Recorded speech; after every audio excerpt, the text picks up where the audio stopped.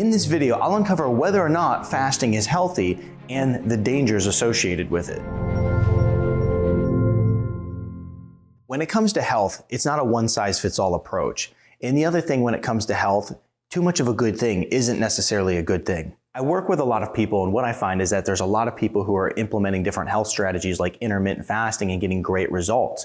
The other problem is there's a lot of people who are implementing things like intermittent fasting and destroying their health. And so that's why in this video, we're going to discuss, is intermittent fasting healthy? And the other thing that we're going to talk about is the benefits that intermittent fasting has to offer. We're also going to talk about the dangers associated with it. We're going to talk about how to properly do intermittent fasting at the end of this video. So stick around to the end so that I can help you get all the information in a good, clear picture as to what's really going on with this topic of intermittent fasting. But before we get started, I'm Dr. Zyrowski, and welcome to the channel. If you're new to the channel, it's a pleasure to have you here. Be sure to subscribe, hit the notification bell, and join our notification community. That way I'll be able to help you excel your health and your life. Let's go ahead and talk about intermittent fasting just in general, right? Because there's been a lot of really cool things that's happened over the past couple of years. Now, we've always known that intermittent fasting is a really beneficial process and strategy that we can implement in order to improve our health. But at the end of 2019, we saw this really great review of studies that came out, and this review article basically showed us all the research-proven benefits that intermittent fasting has to offer. This is incredibly beneficial because, as I mentioned before, what this does is this allows this health strategy to be used in hospital systems. It allows it to be used in government health education, basically because now we have the research there to show that it is proven, right? Like I said before, we all knew, like, hey, this thing works. We know it works. You know, I'm working with people clinically. Hey, this works. But then the research really proved it, okay? Now, the thing is, as I mentioned, even though this is a positive health strategy for many reasons, it also can be a negative health strategy, and we're going to talk about that. What I want to do first is just mention briefly the different types of fasting, okay? Because a lot of people see fasting as just like this, you know, this idea, this big general topic, but it can really be broken down into subcategories. And it's important to understand those subcategories so that you can actually, you know, figure out which one works best for you and understand that different people may be doing different styles of fasting.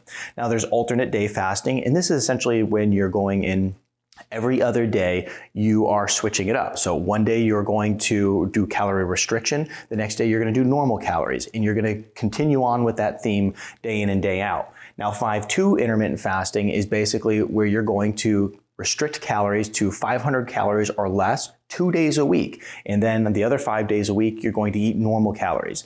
Then there's time-restricted feeding, okay? And this basically is what I would refer to as your typical 16-8 intermittent fasting or your 1 meal a day. Now, there's one other type of fasting I don't have up there, and that would just be your typical water fasting. Many people are doing like 3-day water fast, 7-day water fast. They have a ton of benefits that they offer. And there's some people who even do like a 1-day fast, 1-day water fast every single day of the week, okay? So those are really the basic 4 types of fasting there.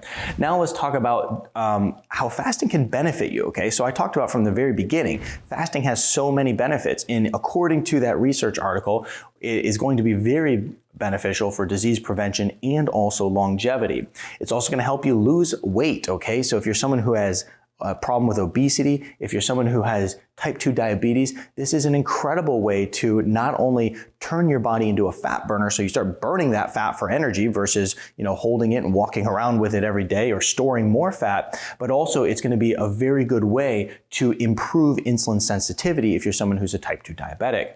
It also is very good for cardiovascular disease. Fasting has been shown time and time again to help prevent cardiovascular disease.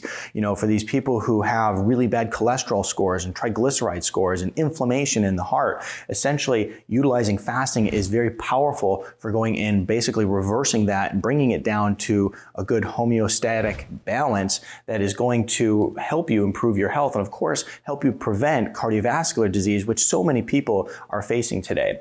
Cancer is another big one that fasting is really good for, okay? A lot of people are suffering from cancer. When you are fasting, you put yourself into a state of autophagy. This autophagy goes in, it breaks down those bad cells like cancer cells. It breaks them down, it takes those broken down parts, and it basically recycles them, using them for new healthy cells. It also is very supportive against avoiding neurodegenerative diseases. We can think of Alzheimer's, we can think of dementia, we can think of Parkinson's, all these different neurodegenerative diseases that many people are suffering from. Fasting helps improve brain health, okay? Not only cognitive performance, but focus, everything. So, from a preventative standpoint, we want to use fasting, but also from just a day-to-day standpoint, in order to improve brain function, it's very powerful. It's also going to help keep you away from problems like asthma, arthritis. One of the reasons it helps so well with arthritis is because it helps decrease inflammation, and arthritis is a chronic inflammatory problem that has just gone out of control in the body. It also is going to help with surgical recovery and traumatic injury recovery, okay? We see this all the time just in nature alone. An animal gets hurt, and what do? They go and they fast, and when they fast, it helps their body recover. So the same thing goes for human beings. We're all biological creatures. Same thing happens with human beings. If you're using fasting, you just heal better from surgeries. You heal better from any type of injury. And this is powerful. And that's, like I said from the very beginning, that review article is powerful because now they can look at this and go, you know what? Somebody had a surgery in the hospital, and because of that, we can go and use fasting in order to help them recover faster after surgeries. So pretty interesting data here. Now let's talk about some of the dangers of fasting, okay? Because we have to really look at this. And as I said from the beginning, too much of a good thing is not necessarily a good thing. Now, this is a bright-eyed, smiling, vegan, keto, 1 meal a day person. I mean, they're just happy as can be right here, and they're smiling at us. And of course, I'm joking with you, but this is some of the challenges that we see. Now, I've been implementing fasting for a long period of time. And I'm not someone who just jumped on the fasting bandwagon when it became popular on the internet.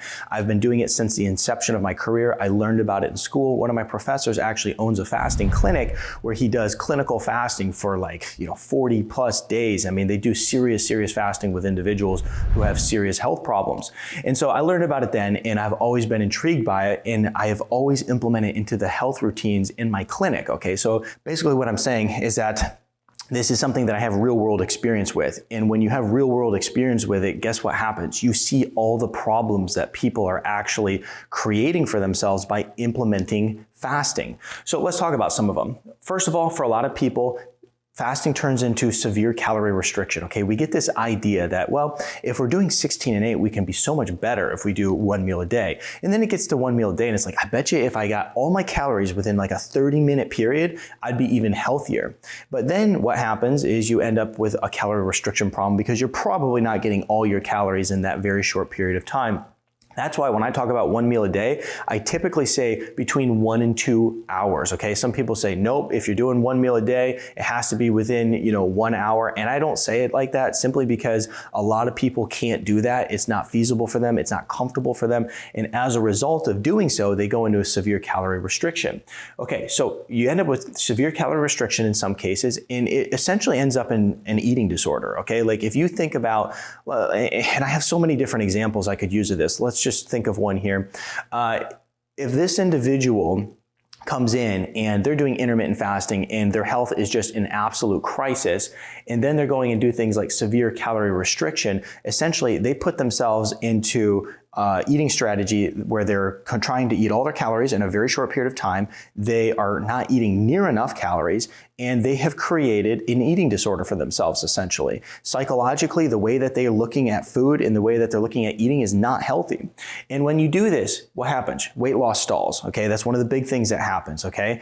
Individual I was recently working with, I can't lose weight, but I got this amazing 1 meal a day plan I'm doing, and it's just, I'm just rocking it. Weight loss stall. Hair starts falling out. I've seen this many times as well. I'm doing all these different, this perfect diet and this perfect eating strategy, but yet all my hair is falling out and the individual is totally unhealthy. Fatigue is a major issue. Mood swings that is just all over the place. Severe cravings to where it's like you're real proud of yourself because you're doing this calorie restriction, but then you go off the rails like you've never seen every single day. And a lot of people, it's interesting because they're very proud that they're still maintaining this 1 meal a day, but then they just do some serious binge eating. And the reason that they're doing the binge eating in many cases is because their body is just starving for nutrition. And then can't sleep at night. You're up all night, and one of the reasons you'll wake up all night is because if you're not getting enough protein in your diet, your body's gonna wake you up saying, hey, basic survival, we need some food here. And so these are some of the things I see, and we have to be very careful with it because too much of a good thing is not a good thing. Let's take this a step further here. So fasting causes stress in the body. Now, when we look at the stress it causes, it's typically a good physiological stressor, and it helps our body become stronger. But the problem is, in an unhealthy person, this physiological stress can make them become even more unhealthy. So this physiological stress, for one, it can lead to blood sugar instability.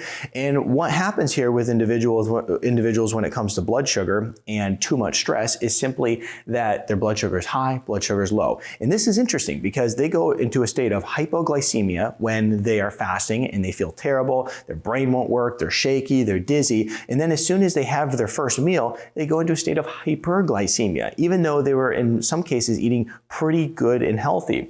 And so they have that blood sugar instability problem, and the reason for that is because the body is unhealthy and it's just not able to maintain homeostasis, okay? So this happens to a lot of people, and fasting is incredibly uncomfortable for them, but they push through it. But the problem is, as you're pushing through it, you're creating more stress in your body and driving more problems.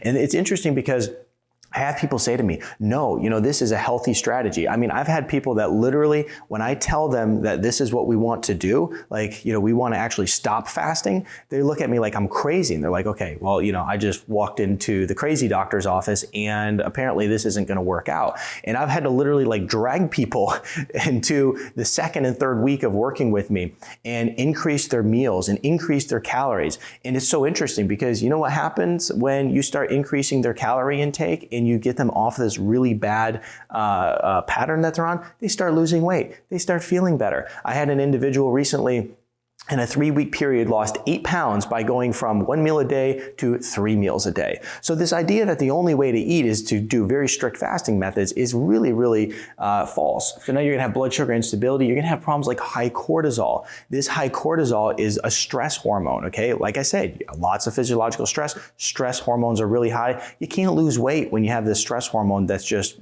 out of control. And also it's very destructive on your overall health. You're gonna get adrenal fatigue. So some people may have adrenal fatigue starting this process out, which is causing them to have a lot of issues, but they may just be under an enormous amount of stress. They may have the whole package. You got financial stress, family stress, relationship stress, work stress, and then you're trying to add intermittent fasting in an extreme way on top of a rigid workout schedule. And so therefore, way too much stress. So then they cause adrenal problems in their body, which leads to the inability to sleep at night and some of these issues. And then lastly, just like I said, chronic stress is a major problem here. So when we look at fasting in general, as we can see, it is going to be something that's highly beneficial, but there's a time and a place for it, and there's no reason to be extreme with it, okay? Put in the comment section below some of the experiences you've had with intermittent fasting, the good, the bad, and let me know in here below. Give this video a thumbs up and share it with your friends as well, because a lot of people are doing this. Now, when it comes to making sure that you're using proper fasting strategies, as I mentioned in the beginning, I have a whole video on this. Check this out. This is going to teach you everything you need to know to properly do intermittent fasting right. We actually want to be switching it up quite a bit, because if we're doing the same thing, 16-day intermittent fasting 7 days a week, then our bodies are basically going to plateau.